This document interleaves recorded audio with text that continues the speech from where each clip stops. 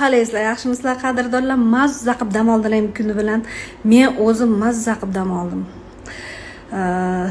Xalqimiz qiyin yashayapti deb turganlar hech ham bunaqa emasda. Juda ham ko'p qurollik qilyapti turganlar. Men ukam qassob. Ertalabdan buyon tingan yo'q. Nechtadir molni, nechtadir qo'yni antardi. O'zimizga qo'li tekkan yo'q. Men uyda домашний женщина bo'lib ovqatlar qildim, sho'rvalar qildim. Endi kech kirganda kelib men bu darsimni ham o'tib ketaman. Qanaqa fidoyi odamman, qaranglar, o'zimga malades. Dam olish kuni hayit bo'lishiga qaramasdan juma Elis gruppasidagi darsimni o'taman deb keldim.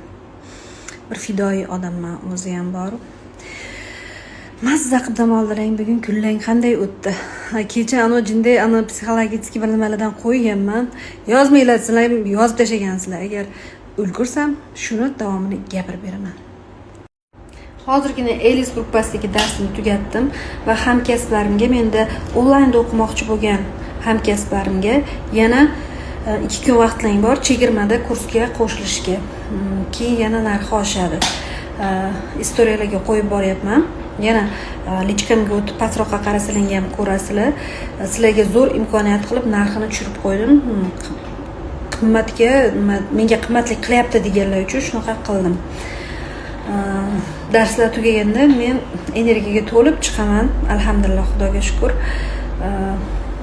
Mendan ham yaxshi mutaxassislar ko'p. Men hammalarini tan olaman, lekin men imенно o'qituvchilikka o'qiganligim uchun, pedagog bo'lganligim uchun bu sohani sizlarga yana ham yaxshiroq tushuntirib bera olaman.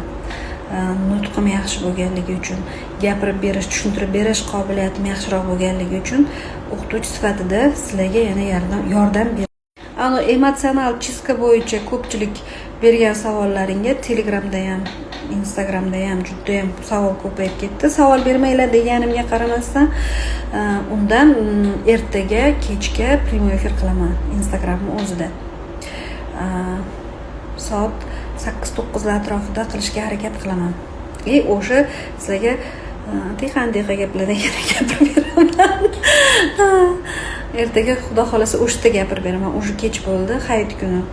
Men ishdaman hozir, kech bo'lsa ham uyga ketmoqchiman hozir. Ertaga aytib beraman bular haqida. Yaxshi dam olinglar. Ko'zlarimiz ko'rib turgan ranglar issiq, sovuq va mo'tadil, ya'ni neytral ranglarga bo'linadi. Issiq ranglarga qizil, sariq, oranjiviy ranglar, sovuq ranglarga esa ko'k, yashil, fioletoviy ranglar kiradi. Neytral ranglarga korичневый. Korичневийning hamma turlari to'q jigar rangdan och bejeviygacha bo'linadi. Sovuq ranglar issiq ranglar bilan kelisha olmaydi. Sovuq ranglar bilan ham kelisha olmaydi. Issiq ranglar bilan yaxshi kelishib ketadi. Endi bu kelishmaslik o'ng emas, ammo o'ng ko'rgan tush bo'lishi mumkin. Tush aslo o'ng bo'lmas. Kelishmasligi haqida aytadigan bo'lsam, istagan yangi rangingizni mana shu kelishmaydigan ranglardan yasasangiz o'xshamaydi.